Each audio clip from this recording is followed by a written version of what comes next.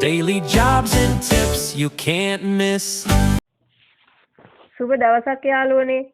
ඔයාලා හැමෝම හොඳින් ඉන්නවා කියලා ප්‍රාර්ථනා කරනවා. අදත් අපි ඔයාලට අරගෙන ආවේ රජයේ රැකියා අවස්ථාවක් ගැන ඊටාම දැනුවත් කිරීමක්.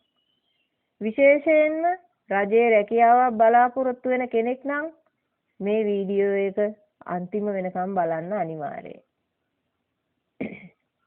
ඉතින් අද අපි කතා කරන්නේ රාජ්‍ය සේවයට අයත් රැකියා අවස්ථාවක් ගැනයි. මේ රජයේ ස්ථිරත්වයක් හොඳ වැටුප් පරිමාණයක් තියෙන වටිනා අවස්ථාවක්. මේ වීඩියෝ එක තුලින් රැකියාව සම්බන්ධ සියලුම විස්තර, ඇප්ලයි කරන විදිය, ක්ලෝසින් ඩේට් එක, වැටුප් විස්තර, අවශ්‍ය සුදුසුකම් සියල්ලම ඔයාලට පැහැදිලිව කියලා දෙනවා.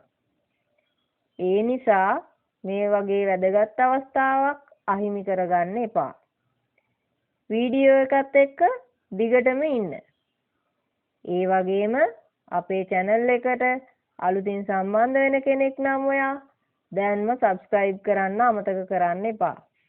මොකද අපි හැමදාම ඔයාලට ගේන්නේ දිනපතා නිකුත් වෙන රජයේ රැකියා සහ ඔබගේ සුදුසුකම් වලට ගැළපෙන රැකියා ගැන අප්ඩේටස්.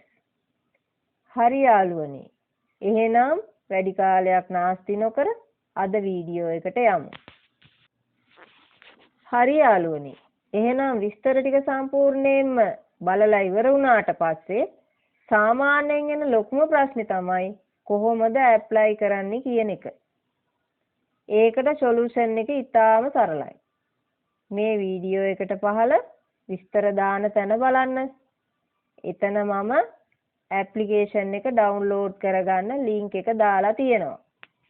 සමහර වෙලාවට මේ ලින්ක් එක ක්ලික් කරන්න බැරි වෙන්න පුළුවන්. එතකොට කරන්න ඕනේ ලින්ක් එක කොපි කරලා Google එකට පේස්ට් කරගෙන යන එක. ඒ වගේම සමහර වෙලාවට එයාලා ඇප්ලිකේෂන් එකක් දීලා නැහැ.